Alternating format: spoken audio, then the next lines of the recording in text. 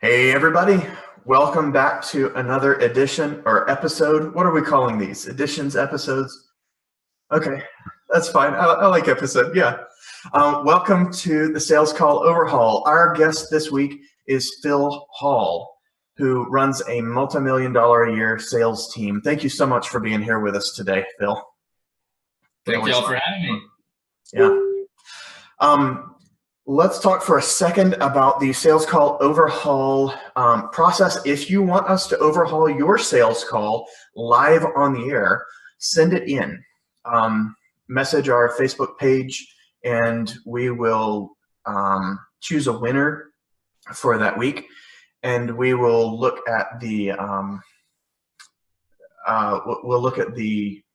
entrance and choose a sales call to overhaul that week. We transcribe it, timestamp it, give detailed notes on what needs to go differently to boost the close rate on this call. And then we package it all back up and send it over to you as a reference manual for your future calls. So is there anything else that I need to say about that, Jason? Or did I kind of hit everything there? No, we'll drop the link under the video. Cool. All right. Well, we've got lots of questions for Phil. Next week's guest is Johnny Cooper, and he's with Johnny Hates Marketing. So we're excited to have him on next week. And let us know who you want as a guest. We're excited to hear your ideas, and there are plenty of great folks out there that we have never met, that we probably never even heard of. It's a big world, so we'd love to expand our horizons as well. And so we're going to talk today with Phil about collaborating with the sales team. Jason, will you kick us off? I'll kick you. All right. All right. So what's the deal with Phil? Well, Phil has been a high-ticket salesperson and sales consultant. He's now leading a high-ticket sales team for the appropriately named company High End Client. So that's a program that leverages LinkedIn and webinars to create help its clients create sales funnels for their businesses. So Phil has been, I know he looks young, but he has a lot of experience. He got in young and has been selling everything from door-to-door encyclopedias to solar to insurance, and now obviously high ticket online marketing. So Phil, really appreciate you being here. And I know we chatted in between your last appearance and this one, and there's some things that have changed in the meantime, and so you really wanted to talk about this collaboration with the sales team, and so I want to dig into this. First of all, though, what happens when you bring commissioned salespeople on board, and what if you were to do that and leave them to themselves? What happens? Well, I mean, they if they don't make a sale, then they don't make money, and leaving to themselves without any kind of guidance, I mean, I kind of look at that as the old school, like sink or swim, you know, kind of just throw enough salespeople and some will stick. I can't really, I don't really appreciate that kind of methodology. It doesn't really respect the people involved a lot, right?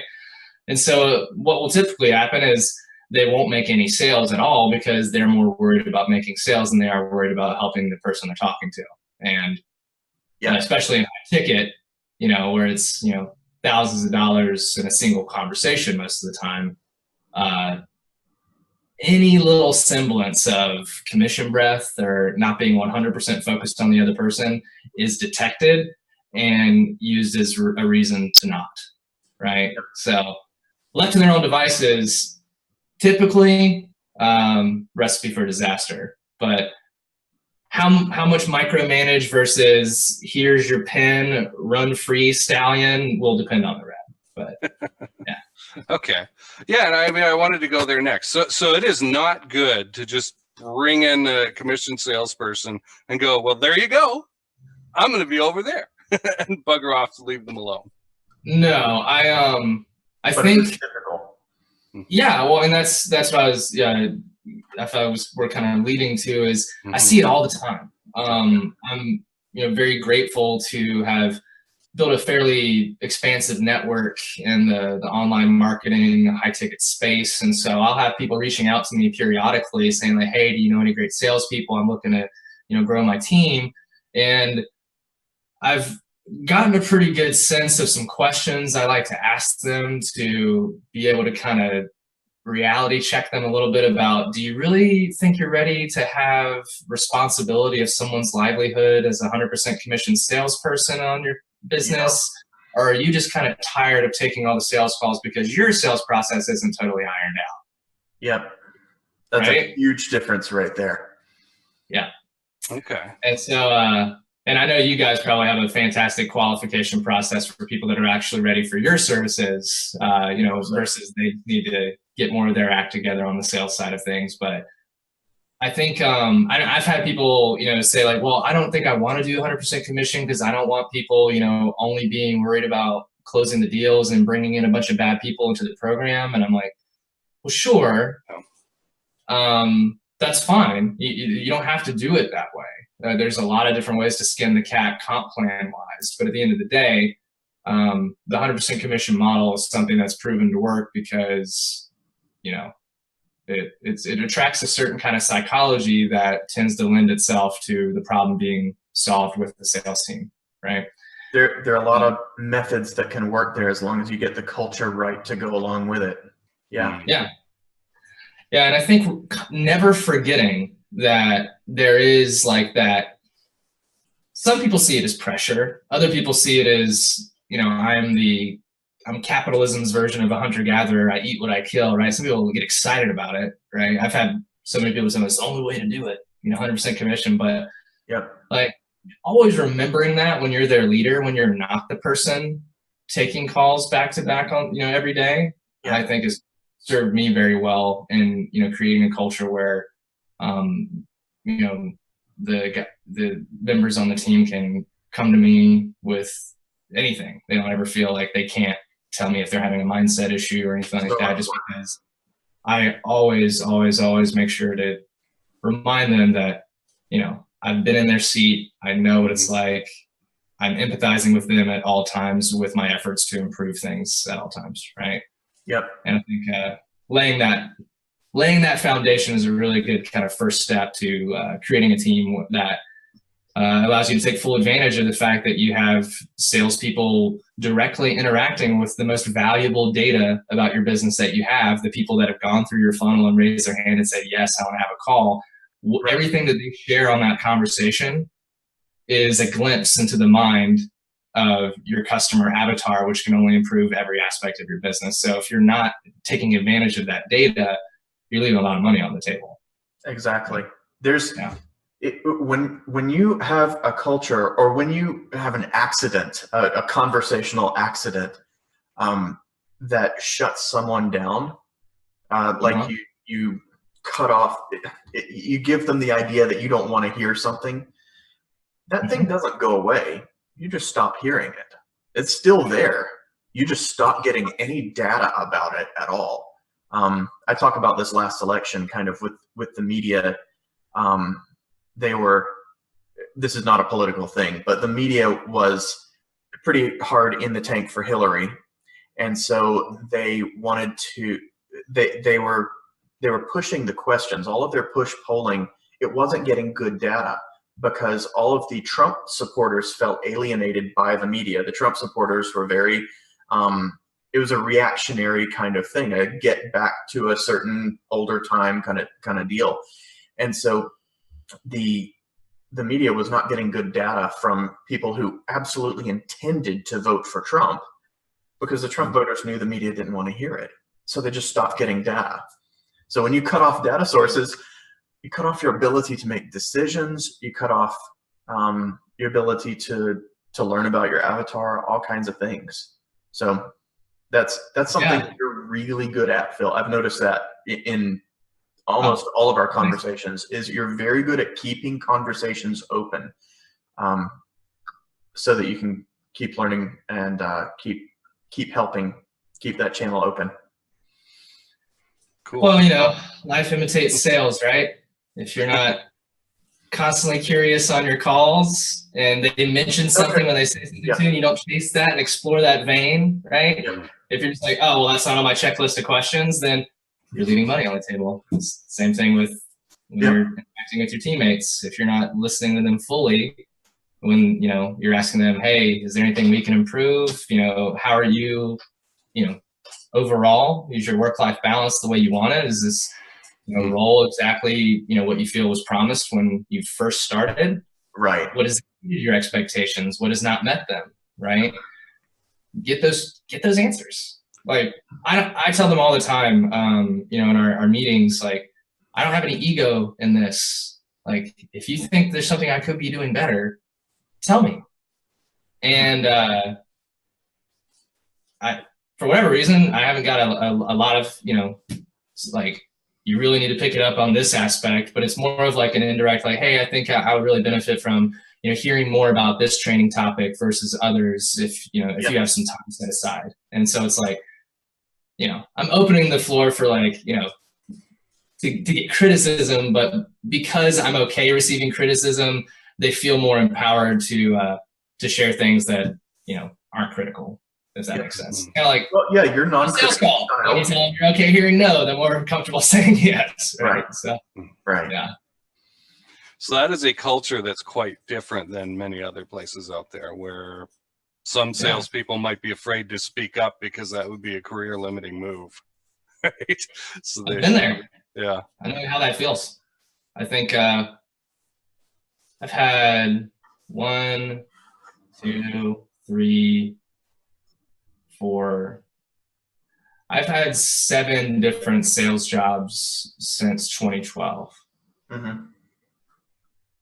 in 3 different states, 4 different states. Yeah. And every one of them, I learned a little bit more about what I don't want in a sales role and what I do. Always. Yep. Right. Yeah. Just like, it's like dating, you know, every relationship, you learn more about what you do or you don't want in a partner. Same thing with sales roles, what you do or don't want in a sales culture, a sales manager, a sales role, right? I remember when I was in corporate selling software in Seattle, I saw the countdown timer on my tenure there as soon as someone told me that, yeah, after I've been there for a year, then, you know, we could, you know, talk about stuff other than what I was hired to do right then and there. And oh, interesting. A year for, you know, a young 25-year-old door-to-door hotshot that just decided to get a big boy job with corporate software after, you know, obviously proving his worth on the field of door-to-door encyclopedia sales and how easily that translates to enterprise level software sales, right? I'm like, well, if I'm crushing it after 6 months, you're just gonna, like, keep me in a holding pattern for 6 months more? Like, what the heck, right? So there's some naivety there, but at the same time, like, just like having those hard stops, like, your opinion is not valid until the way those stops are communicated. Everything depends on it, but the way it's communicated is huge. Yeah. Or like with some roles that I've been in where I found out there was, like, literally no thought put into how the territory was organized. I was assigned a territory because that territory shared similarities with my first name. And I'm just like, and you're wanting me to give you my blood, sweat, and tears when that's what's being put in place. So there's all sorts of stuff that in my very uncertain, very roller coaster self-esteem 20s that are, you know, serving me and the people I'm responsible for very well, because I know to never do that or to always do other things. Yeah. Right? So, yeah. So when do you feel that it's better to keep a close eye on a sales team member, and when is it better to give them a loose leash? It's a great question. I think, I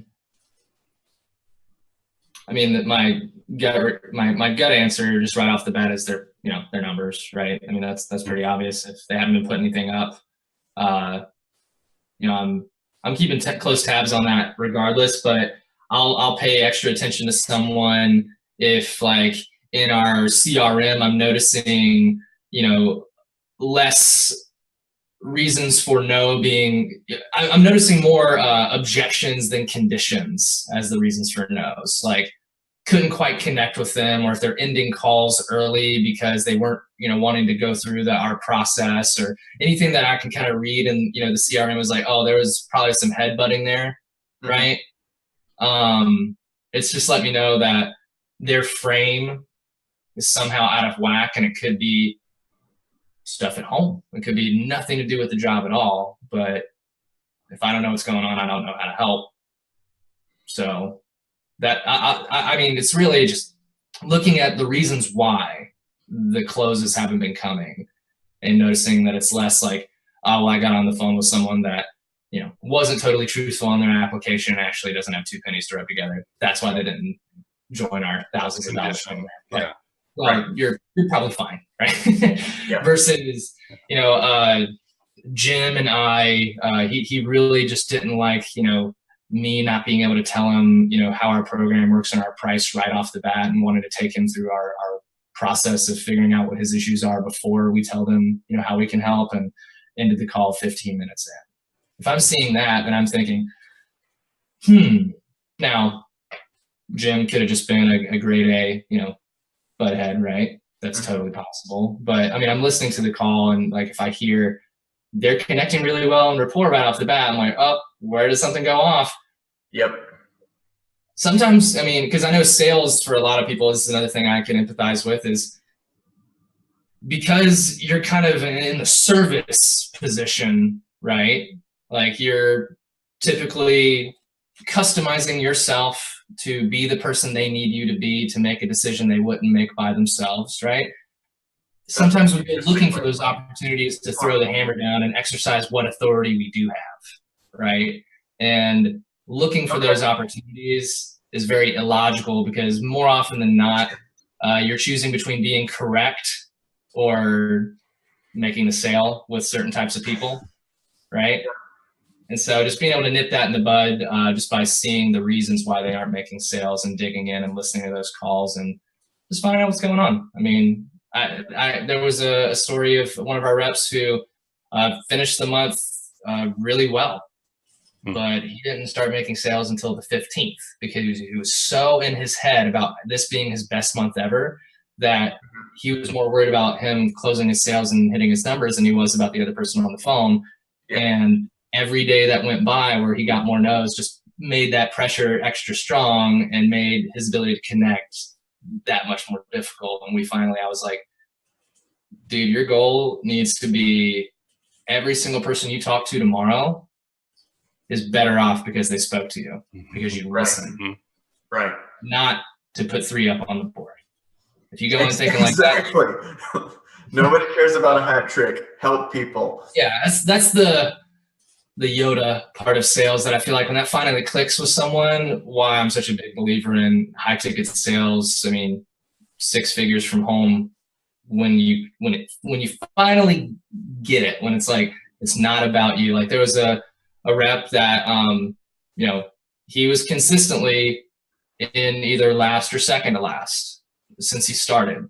And then he was number 1 last month.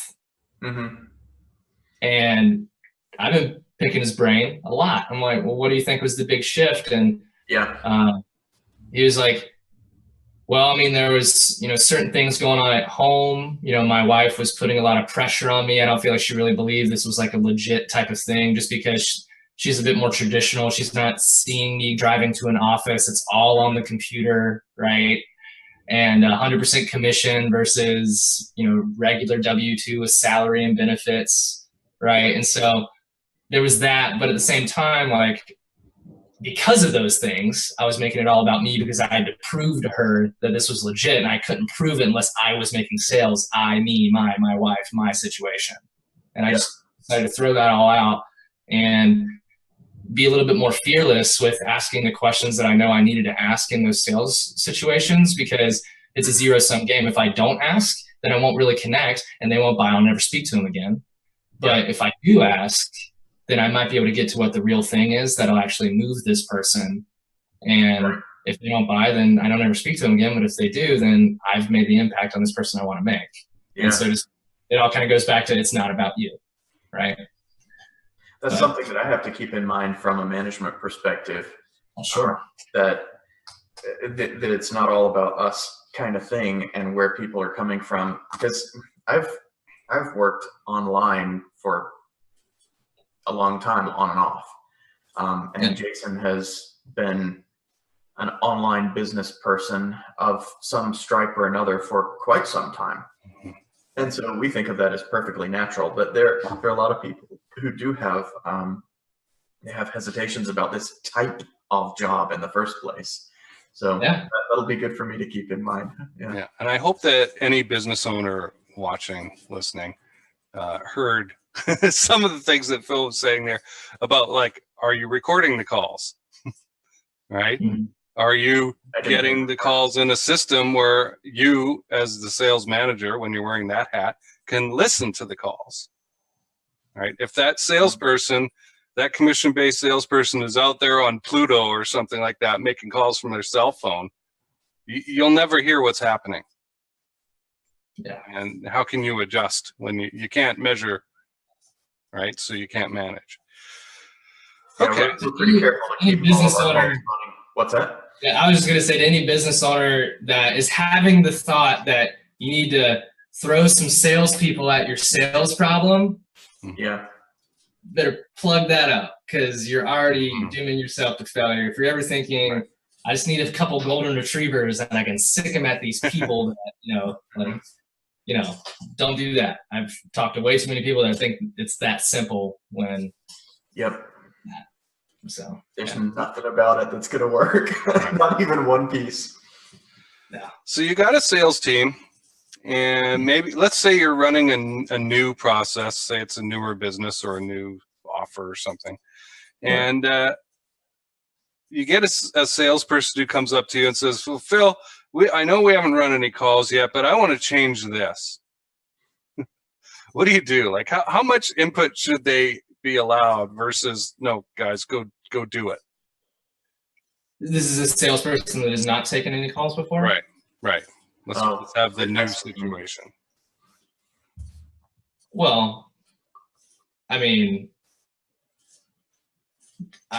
that situation would be interesting, because I typically would want to have at least some successful sales call recordings as part of the training regimen. And so the only way I could foresee someone listening to a successful sales call being performed using a certain process and them never having done it themselves saying, I don't want to follow that process that has proven to work, that's just a level of illogic that's got me curious about a few things. But if that ever happens, I'm never going to be like, no, get your toe back in line, man. I'll be like, well, I'm curious, what's got you thinking that would be a better fit for you to use on your calls versus what's in place already? And the answer to that is where I'm going to be able to train them. Okay. Versus shut up and do as I say. I mean, okay. So you're going to use it as an opportunity. Yeah, that's a definite training opportunity. Yeah. And then later on, if that salesperson's done 50 calls and they come to you with a suggestion, how does that work?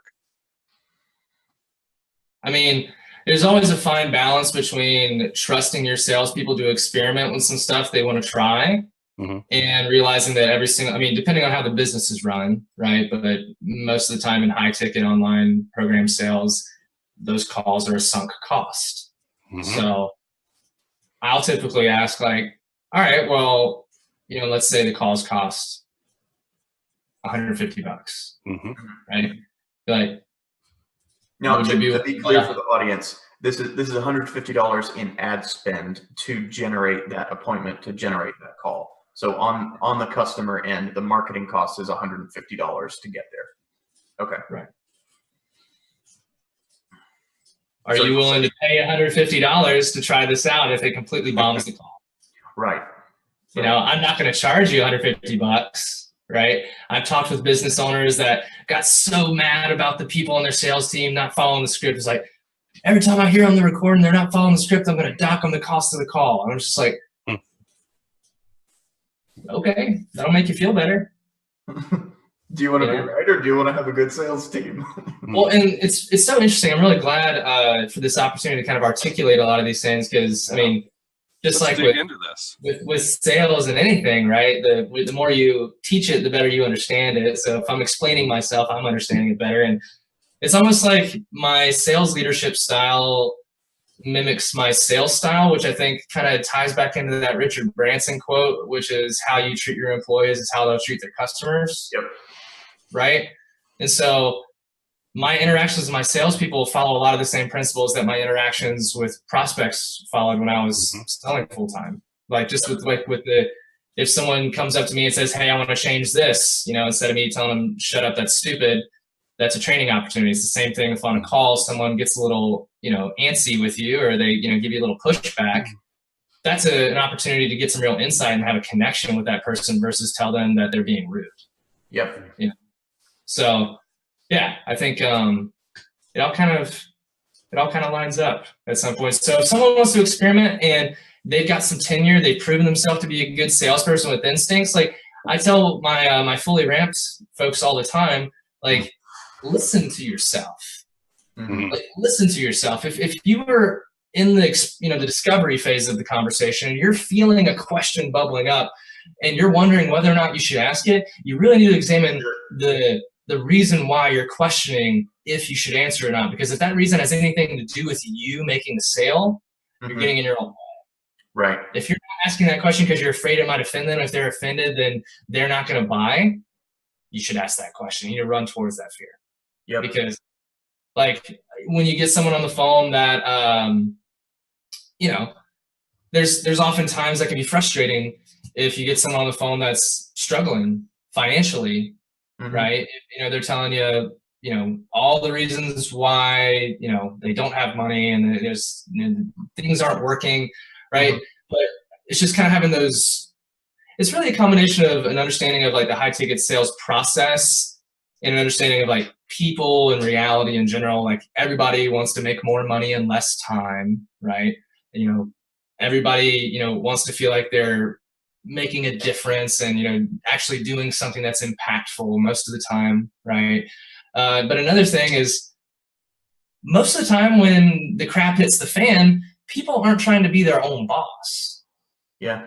They want to go work for someone else. So a question that we found really effective when you talk to someone that's struggling, that really kind of opens up the vein, if you will, is, well, tell me, if things are so tight and it's been 6 months and you've, since the last sale you've made and we're dipping into savings, what about your business has still got you charging forward and looking for solutions for it versus just saying, hey, I got to press pause and work for someone else to get back on my feet? What's really driving that? And they're like, I'm too old and no one will hire me, so this is my only choice. Well, okay, then you explain to me why you need to think about it, if that's how it is. Yeah. Right? So explain to me how you can afford not to do this, if that's what the situation is. All sorts of reasons, right? But yeah. Okay. So I kind of forgot what the original question. We've looked at no worries. We've looked at a couple different cultures. Well, that's what I'm finding here from Phil about the contrast between the sort of the military command style, right, of pushing orders down, and your choices are yes sir or yes sir, right? Versus something more collaborative. So I'd like to hear a little bit more about that contrast with the type of management style of the business owner you were just talking about, who's flipping out and saying, I want to dock these people the price of the appointment. I think it's probably a level of humility of where my expertise stops and what they're able to discover on their calls that they're taking starts, right? And so like a good portion of our sales script was actually adapted to the way one of our reps decided to start describing the program. He was still following the script structure, but by exploring some of our video modules, listening to some of our Q&A calls with live client questions and things like that, he just kind of took it on himself, which is, another kind of cool aspect of the 100% commission psychology. There's some ownership there, right? And the way he started describing it, I was hearing it and it was different from the other guys and he was beating them. And I'm just like, well, heck, that's better than what I wrote. Let's do that. I'm just going to replace everyone else's. I'm just going to replace the official script with this language, and the rising tide rose all ships. And I didn't let my ego get in the way there. Like, I feel like some people would have been like, well, we need to, analyze this, and just don't. If it ain't broke, don't fix it. It's like, go through channels. Yeah, go through channels. I've had that happen to me before. I've avoided those kinds of bureaucracies as much as I can, so I don't even know the jargon. Yep. Yeah, that's this was from a company with 11 layers of management. So yeah, there's plenty of bureaucracy. But up there, got a lot of cash flow to justify that. That's ridiculous. Yep. Yeah. Cool. So what do you hate to see in a sales process? Oh, I like that one. Sales process, as in like what happens on the phone conversation, or what gets people on the phone conversation? I guess where do you see on the phone, because that's where your area is more, right?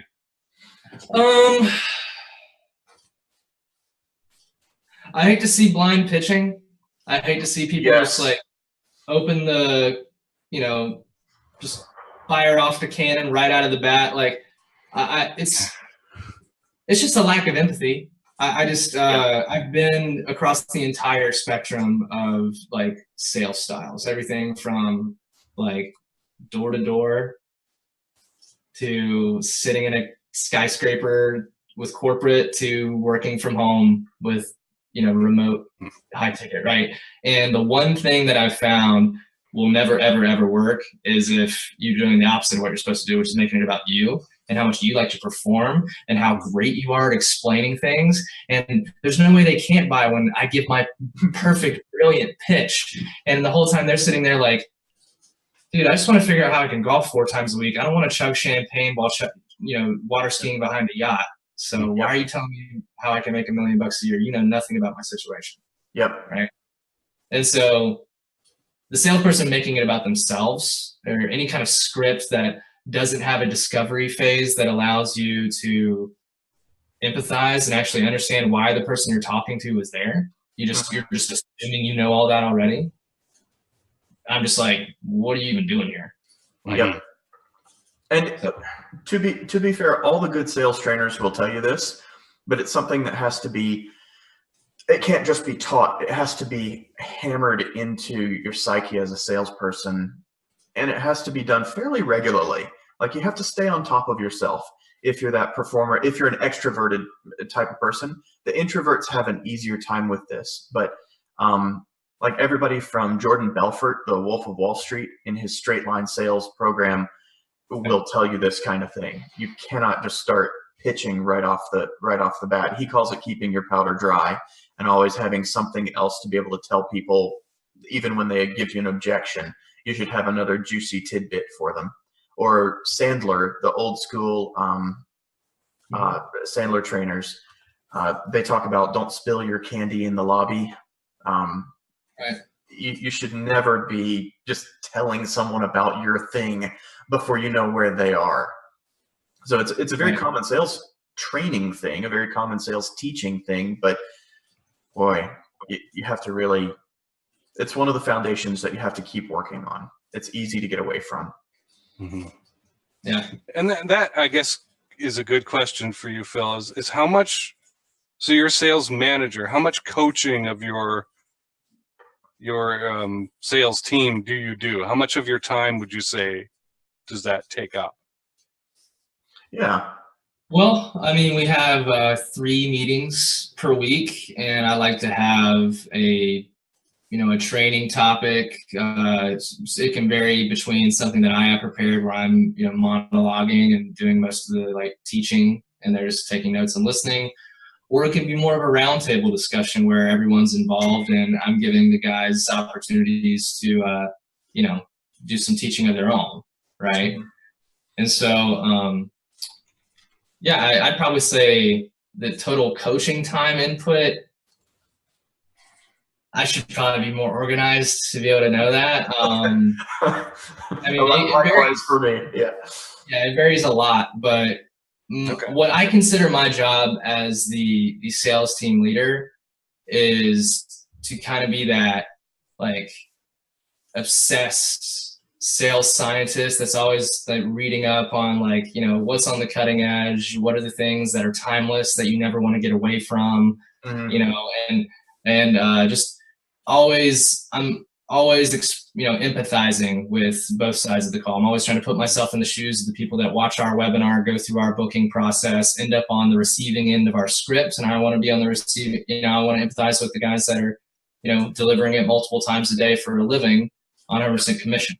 Right. And so that's just kind of like the space that I live in all the time. And I tell them all the time, like, my job's to make you rich.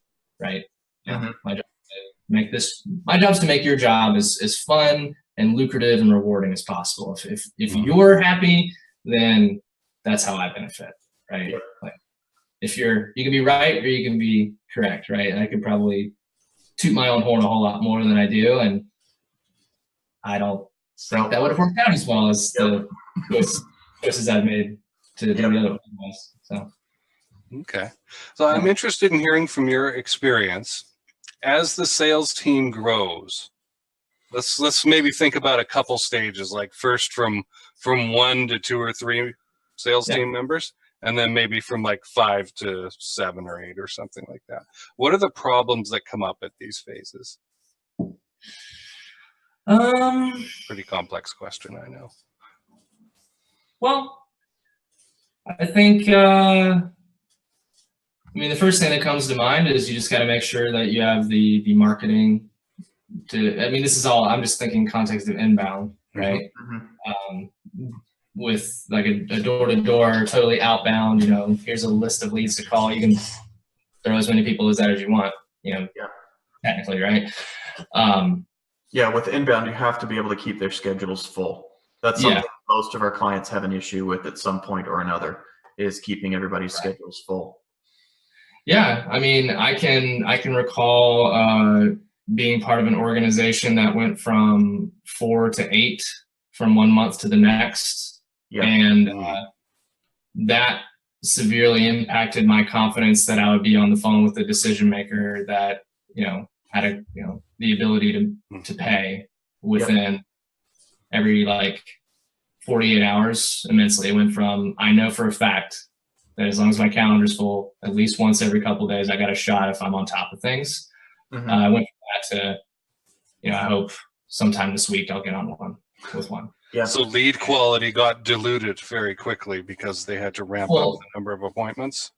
Yeah, I mean, I'm no marketer, so I don't want to, you know, criticize something that I'm not adept in. But the way I kind of see it in my head is like, there's kind of this like, you know, circle of like perfect fit. Like, they're excited, you know, they're a fan of yours, they're the buyers.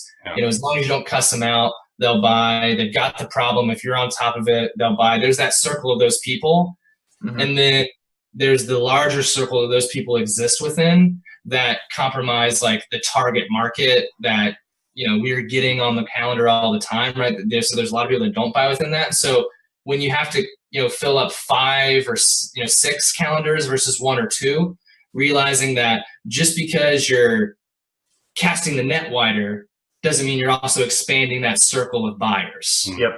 If that makes sense. So it's like you could, you know, just because you're spending more on your ads doesn't mean you're getting more of the type of people that, you know, are likely to buy. It could just mean that you're picking up a lot more tires and license plate with the dragnet than you are the fish or dragnet. That works. Stuff in the shark's stomach. So how about when it comes to managing salespeople? I mean, if you've got just a couple salespeople you're managing, you got a fair amount of time for them. But once you get up to a bigger number, 5, 7 or something, you know, the pie can only be split in so many pieces, and you still be effective. How do you handle that? Just systems, being organized, like just knowing that I need to be paying attention. You know, the way I'll do it is I'll have it's funny. We just went from 5 to 7, and so when it was 5, then each, I'd be like, Monday is XYD reps name, or XYZ reps day, right? And so I just pay a little extra attention to them on that day. So now with 7,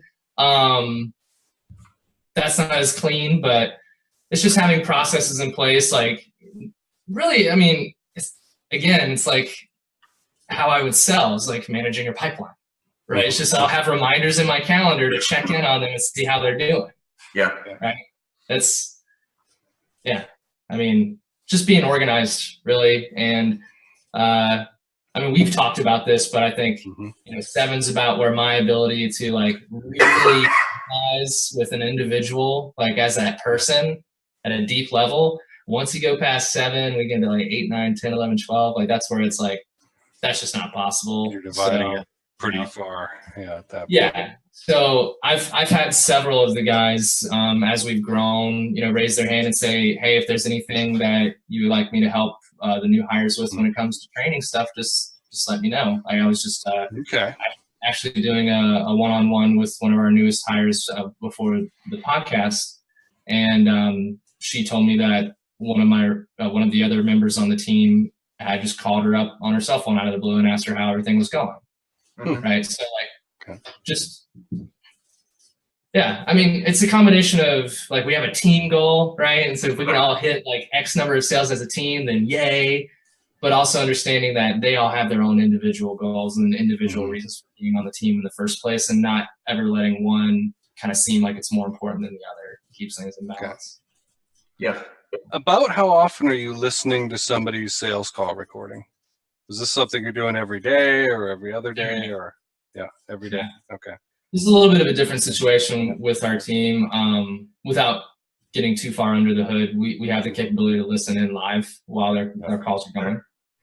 And so I know some teams have it set up where that's not done at all, and they'll like have like a bank of call recordings that they'll like listen to after the fact. Especially with ramping, just starting out, having that capability has proven to be very, very good. But as they get better and better, that's when I get my little like pride explosion in my chest when I'm like typing something out to say, and then they say something that's just as good or even better, and I actually like, yep. I listen to the sales calls every single day. I think that's really important. If you get too far away from that, then you're kind of violating that rule that if you can't teach what you don't know or lead where you won't go. Yeah. Are there any other difference aside from helping someone on this sales call right now? Are there any other differences in dynamic that you find between recorded or live listening, like monitoring versus just listening later? I mean, there's the dynamic of when it's a live call, like, oh, maybe I can fix it if there's something going wrong, or aside from that, aside from that, like, well, what I mean by the dynamic is like there's that thought is present when it's a live call versus when you're listening to a call that's already happened. It's probably a little bit more diagnostic and a little bit more settled, because there's not that like franticness of like, oh, well, I need to think of something to maybe help with, right? It's more of, well, let me listen to this as a cohesive whole and see what patterns emerge. Yeah. Right. So, and you can do that with a live call as well. Like I've made the conscious choice that no matter what I hear, no matter how much I want to type something out, I'm going to have to sit back and just listen to, someone do great or someone trip up, and we'll break it down after the fact. It's always an ongoing, I'd love to get to the point, and I'm actively striving for it to get to a point where it's really a science, but there's still a lot of art to it as well. Well, we'll have to have a lot better voice recognition and a lot better AI before that, and a lot of calls to plug into the database to be able to pull real science from it. So that I think about that sometimes. Like if there was a way to like, set it up where all of the call recordings could be run through a transcriber, and then the text from the transcription could all be cross-analyzed to see like which phrases were most commonly used in the top converting calls. Like maybe that's possible. If it is, we do that, but the transcription is not good enough. So 80%, we do that, but 80% accuracy for transcription is nowhere close to being good enough. And so the tools just aren't there. In 5 years, I think we will have the tools available to do that effectively. And I'm happy to share. Yeah, I mean, I've gone through and transcribed sales calls like word for word, and I mean that takes 3 hours for one call because you're pausing and rewinding in a little 6-second section to make sure you write it down exactly right. Like it takes forever. So yeah, that's we do a fair amount of transcription here. Yeah, it's something to explore. Yeah, it's worth it, but the human transcription side is it's $1.30, $1.20, yeah, $1.30. you can give it to Rev, right? Yeah. Once in a while we'll use Rev, but most of the time it's just machine transcription. And that doesn't quite cut it yet. Yeah, no, it's not. It's improving. Temi is better than the Google stuff, but yeah, that's true. Rev's their downsell to the machine transcription is pretty decent. As far as machine transcription goes, it's solid. Yeah. Well, cool. Jason, do you have any other questions? I think we're just about to round out. I mean, I have one more, which is what are our leading indicators you look for when you've just met a salesperson and you're assessing their success potential? Yeah, that's a great question because we just got through a round of hiring. What I always look for are, what are the things, because obviously we do a mock sales call as part of the hiring process. If you're not doing that, then you were just betting on red, But what I listen for are the things that they're messing up on things that can be easily corrected with some minor, not like additional knowledge or, just teaching. It's like, oh, the reason you messed up on that is because you didn't understand that this real estate agent that you're talking to, like, they have an 80-20 split with a $1 million cap as far as their compensation plan. And that's why you lost rapport with them and you kept asking them, well, how much do you make on average per sale? And they kept saying, well, it depends on the property value, right? Like that is not something that, just a little bit more knowledge about how a real estate, compensation plan works would have fixed that and that wouldn't have happened versus them just not like for example, in rapport, if someone's just talking about themselves or if the rapport's gone on too long and the prospect's like, yep, kind of giving you those clipped, like, let's move this along answers, and they're just not picking up on that. Like, I look for, do they have the things that are hard to teach? Right. Like, are the things they're messing up on the things that are hard to teach, or the things they're messing up on things that can be easily corrected with just some increased knowledge or some increased insight into like the full context and psychology of the part of the script that they're in and things like that. So things that are hard to teach that I look for are just curiosity, like genuine curiosity about like how people or businesses work. Like they're actually like fascinated why something is not working or how that not working could be affecting someone. They're interested, right? And that interest like comes through in their voice. If you're not interested and you're just kind of like going through the motions, that's going to come through in your voice. And then empathy, like you, I don't know how to teach. Empathy. It's, I mean, it's a skill that can be built, but it's kind of got to be there already, and to a certain extent. Yeah, there are plenty of things that can be taught. That doesn't mean we are, as a sales manager, are the ones to teach someone. Go to a sales trainer, go to a sales training, go to 6 sales trainings, learn it, and then come back and we'll see. But I'm not here to do everything for everybody. Right. I really hope people got the message from you today, Phil, that you don't have to be that hardcore closer salesperson. That's not the only type that's out there. Get the sale at any cost, right? There's a very, very different, empathetic style of salesperson who's going to make sales. They're not weaker. They're going to make sales, and they're going to make sales because of the empathy factor. Yeah. Right. I mean, I just, as a mama's boy from the South in North Carolina, I always think like, how would I want someone to sell to my mother, right?